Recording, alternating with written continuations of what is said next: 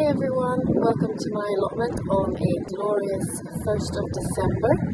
It is windy and it is cold, but at least the sun is shining. We've had an overcast day for feels like a week.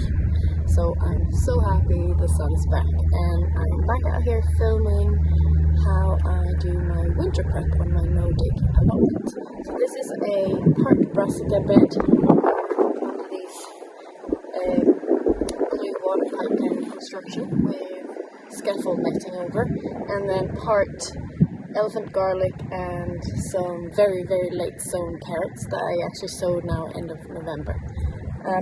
This part of the bed I've already prepped because the elephant garlic I planted in October, and the carrots, as I said, yesterday or the day before? Oh yeah, a few days ago. And so this is the bed that's left to do. Slata, no! Oh, cat! That's what it's like to have your cat too close to the allotment. Anyway, the carrots haven't sprouted yet, so he didn't do any damage, but I might have to consider putting up more of a barrier for him. He's only here because I'm here, you know. Anyway, so I'll start with sorting out the brassica part, and then we can talk a bit about protection for winter later on. And the task today is to get this off, weed anything that's come up, any perennials that are still coming up. This no-dig bed is 2 years old, so there's still some bindweed coming, and some thistles, and anything annual to just disturb it with a rake, the top layer. And then I'm gonna mulch around the plants that are there, because these are purple sprouting broccolis, and there are some spring onions that are left. I think it's kale, two types of kale, and something called a broccoli, which I've already been harvesting quite a lot of. So they're gonna stay in there, and I'm gonna mulch around them, and I'll show you how I do that.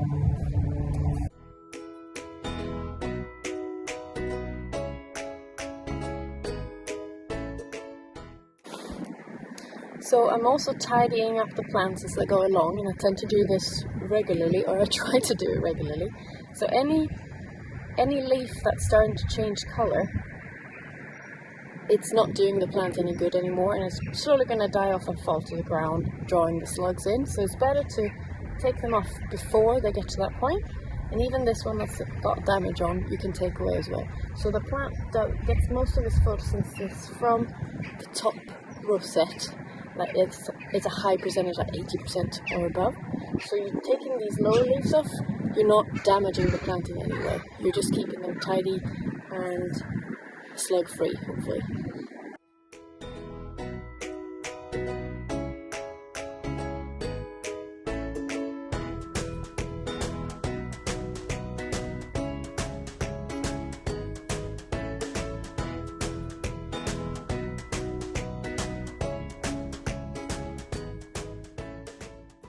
So you might have seen that it was mainly weeds around the edge of the bed, and that is because I haven't mulched my paths well enough. I need to also cut along the grass, because I've got a lot of grass invading it, and I also haven't trimmed it. Otherwise it's mainly grass, and it's mainly the leaves from the brassicas. So now I just need to disturb the top surface. So I thought I could use a rake, but I think the plants are just too tight. I'm going to get a hand hoe or rake or whatever they're called and do that with that instead. So unfortunately the handle came off, but it still works, and I've asked for a new one for Christmas, so hopefully I'll get one. My hands are freezing. Okay, let's go. So you just disturb the top layer, and that should disrupt any seeds that have been sitting in the top, just waiting to germinate, or have already germinated.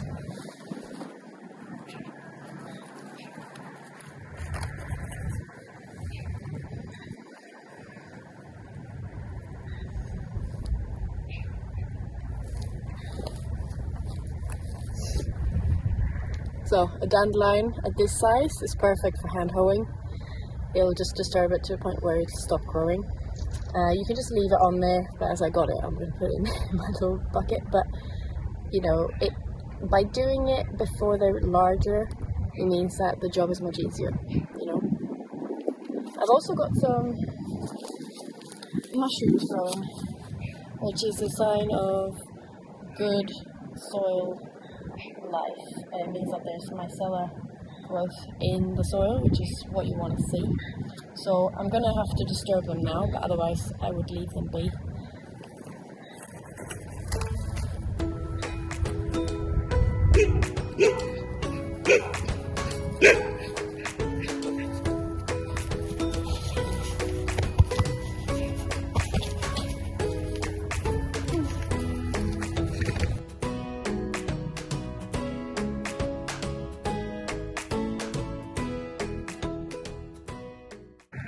So the other job that the raking does is level it out. So through the year you might have harvested, or you might have mows like I do, and you want to level the surface out before you put your mulch on. So I've done that now. I'm going to put, as this is an old no-dig bed, in your second year the level of mulch is 2 to 3 centimeters, and then you firm it down. As opposed to if you're doing a new no-dig bed, if you're starting no-dig this winter, you put on a lot thicker mulch because that's the initial weed suppressant. So yeah, let's get to it.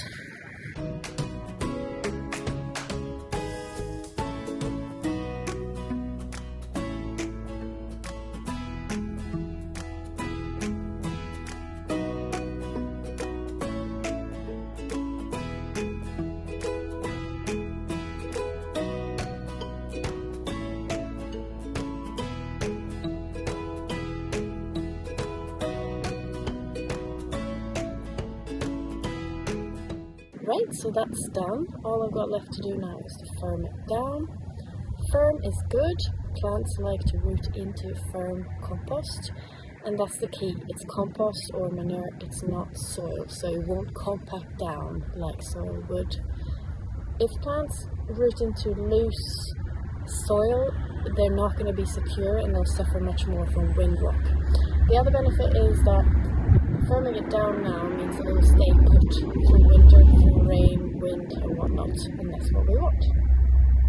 One other thing to think about is if you're using compost or if you're using manure that is maybe not fully finished burning, then you want to remove it from around the stalks of the plants that are already there, either if it's perennial flowering plants or if it's vegetable plants like here, because it could burn the stalk and you don't want that. So I'm going to go around and just take it away, and then I'm going to start firming it down. And I'm going to try to do it by walking on it as much as possible, though because of the plants it can be a bit tricky, but we'll see what we go.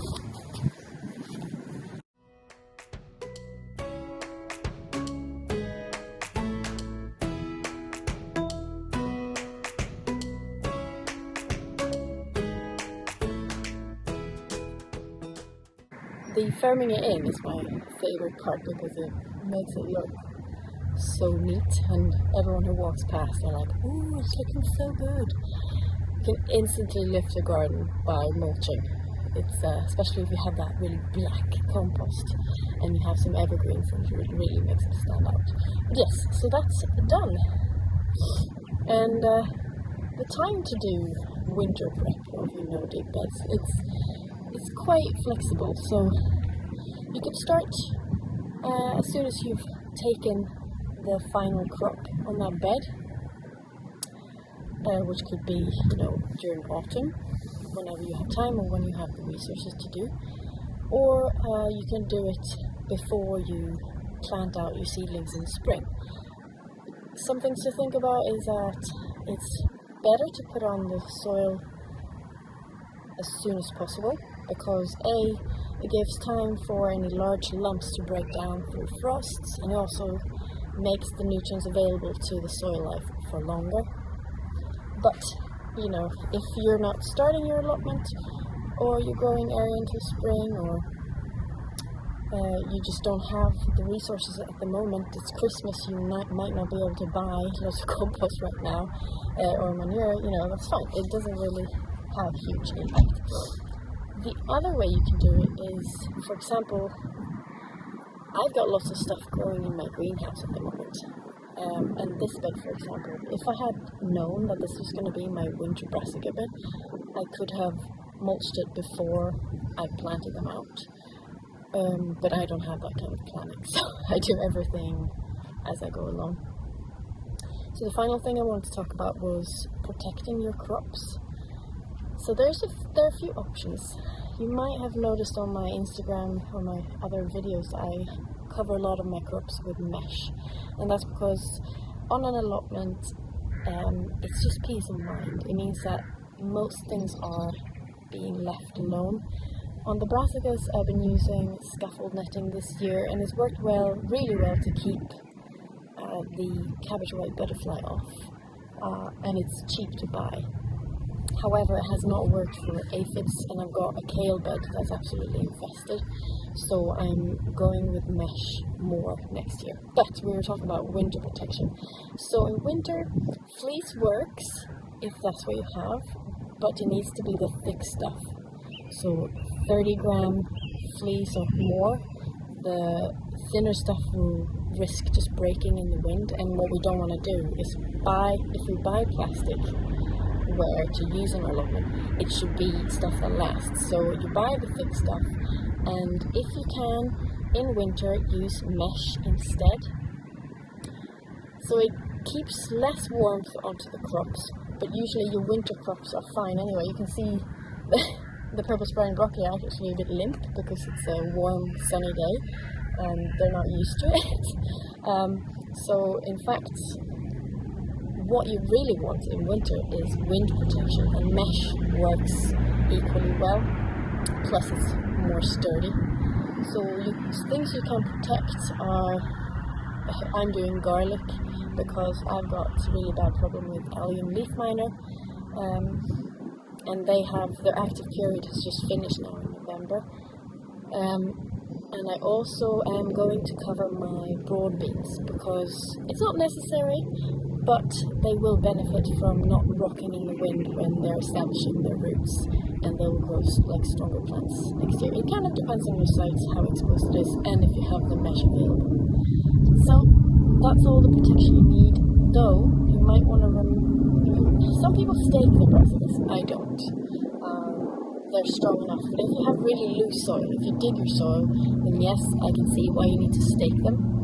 But if you do no dig, staking isn't necessary. They will lean over and grow really weird angles, but they will grow fine.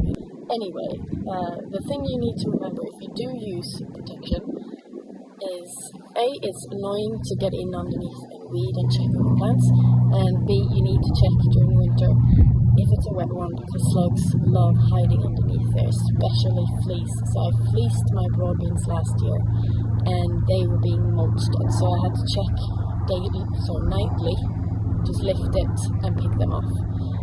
So that's one of the negatives. So with everything with gardening, you have to weigh it up, pros and cons. But that's it. So I